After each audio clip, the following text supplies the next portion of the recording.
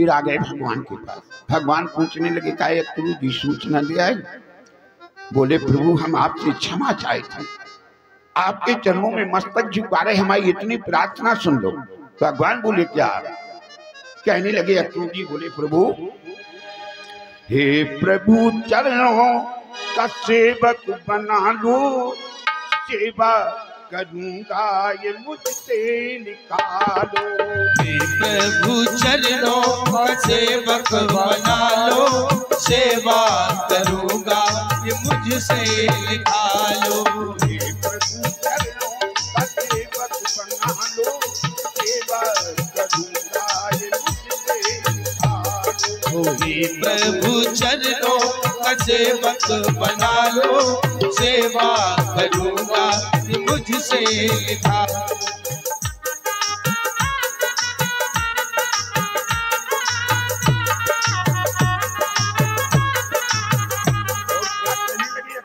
बोले प्रभु आज हम सब कुछ भूल गए, ना हमारे कोई पिता, ना हमारी कोई माता, ना हमारे कोई मित्र, ना कोई स्नेही।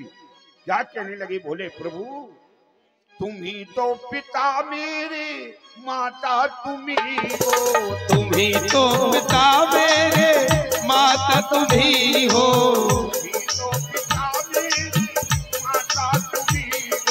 तुम ही तो पिता मेरे, माता तुम ही हो।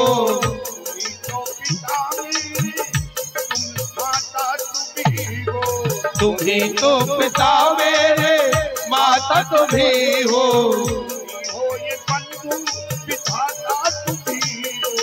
तुम ही हो ये बंधु विधाता तुम ही हो। तुम ही हो ये बंधु विधाता तुम ही हो।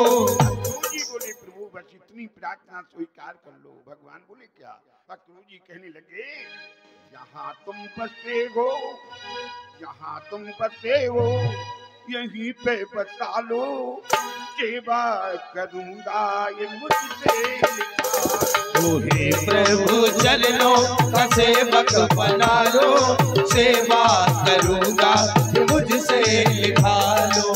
हे प्रभु चरणों का सेवक बना लो, सेवा करूंगा ये मुझसे निकालो। हे प्रभु चरणों का सेवक बना लो, सेवा करूंगा ये मुझसे निकालो। हे प्रभु चरणों का सेवक बना लो, सेवा करूंगा ये मुझसे निकालो। पूजी प्रार्थना कर रहे तो भगवान ने अक्रूर जी के सिर पे हाथ रख दिया। जाओ अक्रूर जी, हमने आज से तुम्हें अपना बना लिया, लेकिन सूचना दिया। तो अक्रूर जी ने जाके राजा कंस के पास वो कह दिया कि कृष्ण और बलराम दोनों जने ग्वाल बालों के साथ यहाँ आ चुके। प्रात काल होते ही वे मथुरापुरी के उस दंगल का आयोजन देखेंगे और कहने लगे तुम सब लोगों को प्रोत्साहन देंगे। ऐसा कह के अक्रूर जी लौट आए। जब राजा कंस ने जब सूचना सुनी कि भी कृष्ण बलराम तो आ गए, बस अब राजा कंस को तो नींद बिल्कुल आई नहीं रही है। बोले बा मौत आ चुकी। रात काल हुआ और जब भगवान उस मथुरापुरी के सड़क पे जा रहे घूम, तो उस मथुरापुरी के माताएं बहनें, जितने बंधु भाई बंधु पुत्र पुत्री जो कोई भी देखे, बस एक ही दृष्टि से भगवान के दर्शन कर रही। स्त्रियां को छतों पे चढ़ी, उन भगवान के दर्शनों क्या आपस में चर्चा करने लगी। बोली देखो अहो गोपिया किम तपाया चरण वाली, उन गोपियन ने कौन सी तपस्या करी, कौन सी पूजा करी। एतौ नित्यम पश्यन्ति, जो नित्य प्रति और इन भगवान के दर्शनों को अपनी आंखों से करती। धन्य उस भूमि को और धन्य उन माता पिता को जिन्होंने ऐसे पुत्रों को जन्म दिया।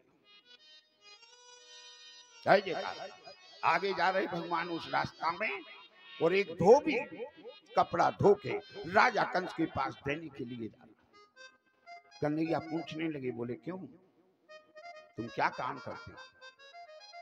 धोबी कहने लगा, बोले हम राजा कंस के सेवक हैं और रोज कपड़ा धो के राजा कंस के पास देने को जाते। कन्हैया कहने लगे मुस्कुराते हुए, बोले इसमें से सुंदर सुंदर कपड़ा निकालो, हमें पहनाओ, बलराम जी को पहनाओ और सब ग्वाल बालों। और बोले दातुस्ते यदि तुम परमम कल्याणम भविष्यति अत्र संशयो नास्ति, यदि तुम पहनाओगे तो तुम्हारा परम कल्याण हो जाएगा, और संशय नहीं मानता। लेकिन धोबी क्या कहने लगा, वो तो राजा कंस का साथी था। धोबी कहने लगा, हे उदिता ये यूयम राजधार्याणि याचिद्वन्ते पर्वत वन संचारणों पर धोबी कहने लगा, बोले बताओ तुम जंगलों के रहने वाले, गैयन के चराने वाले, पर्वत में घूमने वाले, वो बोले जी राजन के कपड़ा पहनने के विचार कर रहे, तुम्हें मांगने में शर्म नहीं आ रही। जहां भगवान को ऐसे शब्दों में धोबी ने कहा, कन्हैया ने आगे बढ़ के और एक गम को धोबी का मारो, जहां एक गम को मारो, गम को मारकर धोबी के प्राण निकल गए। उसमें से जौन जौन सुंदर सुंदर कपड़े थे वे कन्हैया ने पहने, बलराम जी को पहने, ग्वाल बालों ने पहने। वहां से आगे तो आगे जाके भगवान ने, और वहां पे एक धनुष मकशाला देखी, धनुष मंदिर बना था, भगवान शंकर का धनुष रखा था, और उसे कोई उठा नहीं पाता था। और एक और शर्त थी,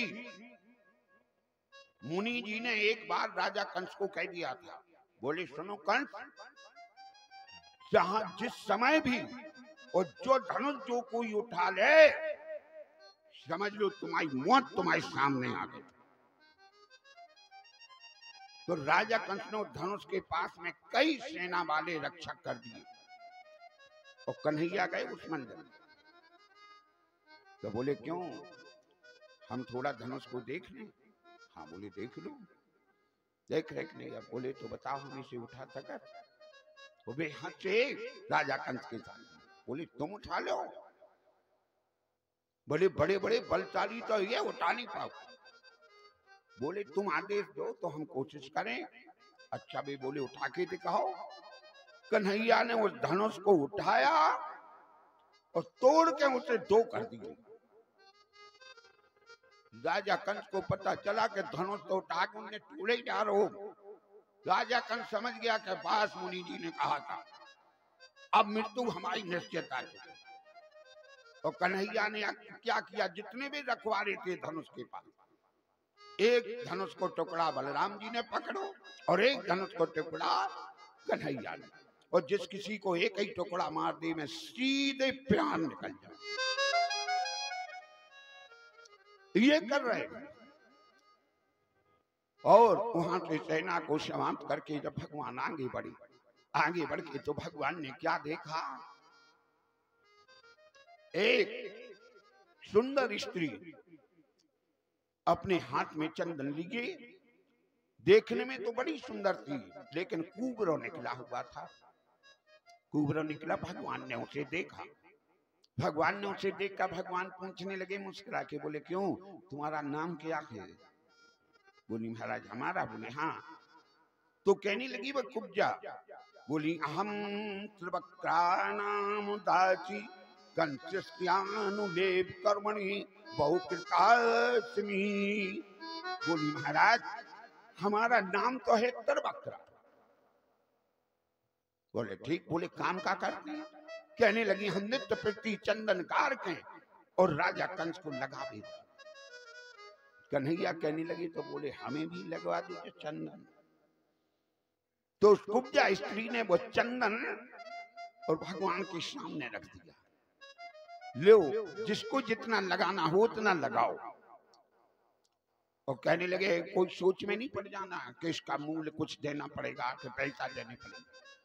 क्या कहने लगी कुब्जा स्त्री भगवान से, बोली प्रभु फिरी को चंदन लगा मुरी नंदन, फिरी को चंदन लगा मोरे नंदन, फिरी को चंदन लगा मोरे नंदन को चंदन लगा मोरे नंदन तेरी को चंदन लगा मोरे नंदन तेरी को चंदन लगा मोरे नंदन को चंदन लगा मोरे नंदन को चंदन लगा मोरे नंदन तेरी को चंदन लगा मोरे नंदन तेरी को चंदन लगा मोरे नंदन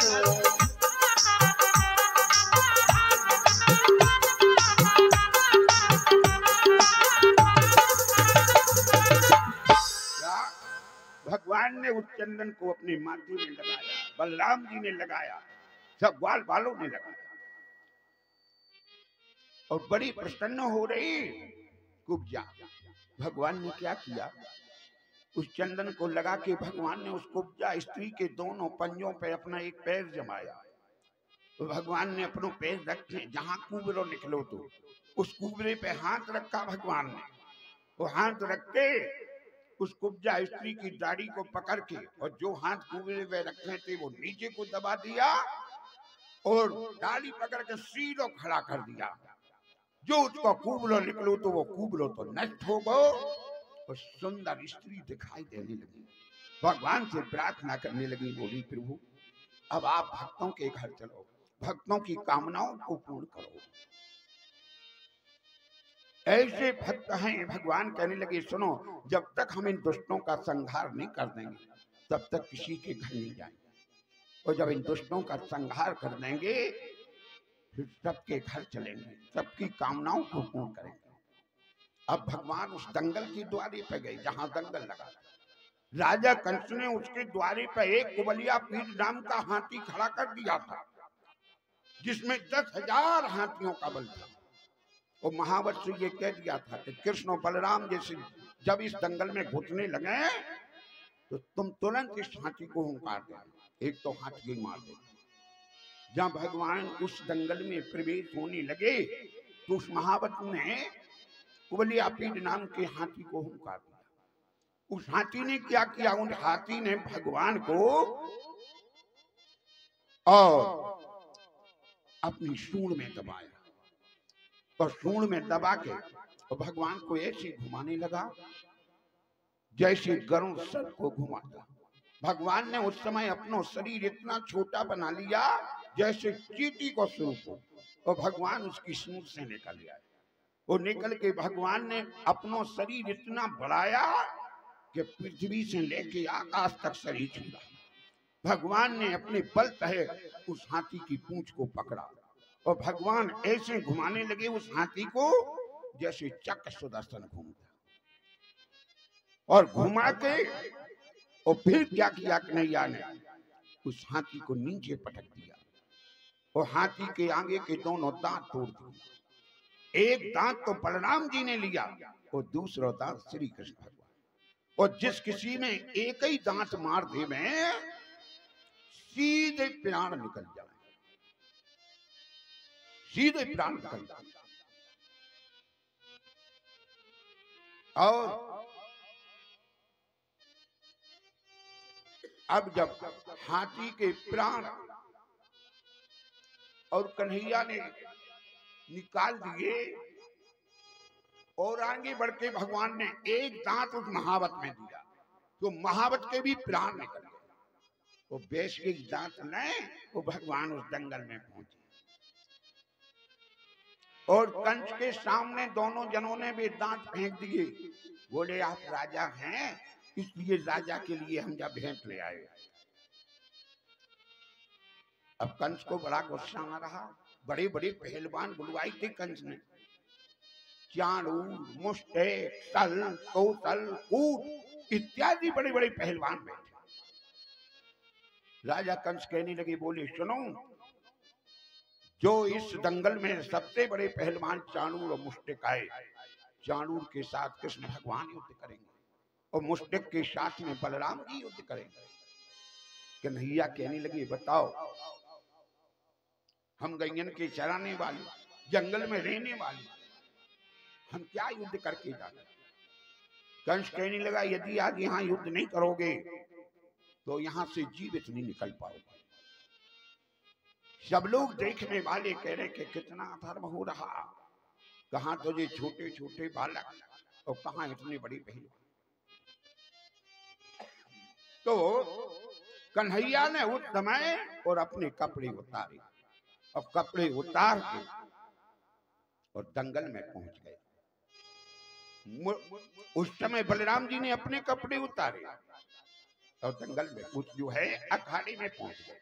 अखाड़े में पहुंच के और भगवान ने चाणू से हाथ मिलाया और मुष्टिक से बलराम जी ने हाथ मिलाया और दोनों जनों का मल्ल युद्ध होने लगा। पहले तो भगवानों ने खेल खिलाती रही, क्रीड़ा कराती, और फिर जब भगवान ने क्रोध धारण किया तो चाणू को उठा के ऊपर से लेके नीचे पृथ्वी पे पटका। पटकते ही चाणू के प्राण निकल गए। बलराम जी ने उस जो है मुष्टिक को उठा के ऊपर से नीचे पृथ्वी पे पटका तो उसके भी प्राण निकल जाते। अब और भी पहलवान थे दंगल में, सल तोतल कूट इत्यादि, वे भी लड़ने के लिए आए। भगवान ने एक क्षण में उन दुष्टों का संहार कर दिया। और जो भी छोटे मोटे पहलवान बैठे थे, जब उनने जो देखो कि इतनी बड़ी बड़ी पहलवानों को तो जो हाल हो, तो हम तो चटनी बन गए, छुपे वहां से तो दंगल में भाग गया।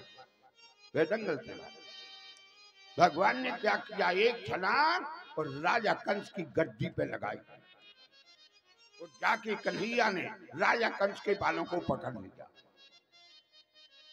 बोले कंस, तुम्हें ये ध्यान है जिस समय हमारी मैया देवकी की पिता हुई थी विवाह के समय, वो बोले तुम रथ हाँक रहे थे, जब तुमने आकाशवाणी सुनी कि कंस देवकी के याद में गर्भ से जो भी पुत्र पैदा होगा उसके द्वारा तेरी मृत्यु होगी, तो बोले उस समय तुमने हमारी मैया देवकी के ऐसे ही बाल पकड़े थे,